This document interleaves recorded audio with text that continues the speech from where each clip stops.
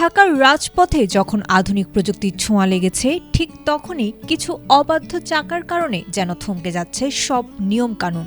একদিকে শহরের বড় গাড়িগুলো যখন লাইনে দাঁড়িয়ে চলতে শিখেছে, ঠিক তখনই অন্য একদল যান পুরো ট্রাফিক ব্যবস্থাকে বুড়ো আঙুল দেখিয়ে দাপিয়ে বেড়াচ্ছে। প্রযুক্তির চোখকে ফাঁকি দিয়ে রাজধানীর বুকে চলা এই নিয়ম আর অনিয়মের খেলা এবার হয়তো চিরতরে বন্ধ হতে চলেছে।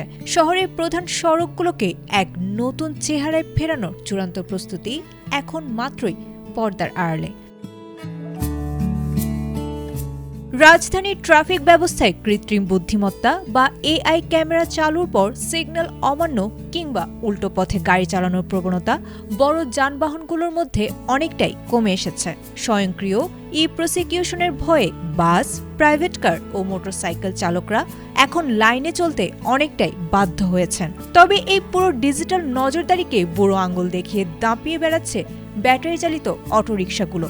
বৈধ নিবন্ধন, নাম্বার প্লেট কিংবা চালকের লাইসেন্স না থাকায় এআই ক্যামেরায় এদের আইন লঙ্ঘনের দৃশ্য ধরা পড়লেও কোনো শাস্তিমূলক ব্যবস্থা নেওয়া সম্ভব হচ্ছে না।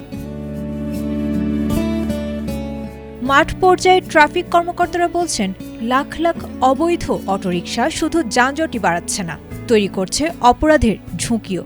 বলা যায়, রাজনৈতিক ও গ্যারেজ সিন্ডিকেটের শক্তির কারণে কেবল পুলিশের পক্ষে এদের দমানো অসম্ভব। তাই আগামী মাসেই সরকারি শীর্ষ মহলের চূড়ান্ত অনুমোদনের পর গণবিজ্ঞপ্তি জারি করতে যাচ্ছে ডিএমপি।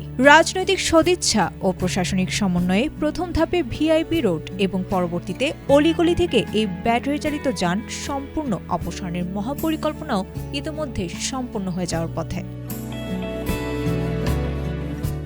আয়েশা আক্তার, এটিএন বাংলা।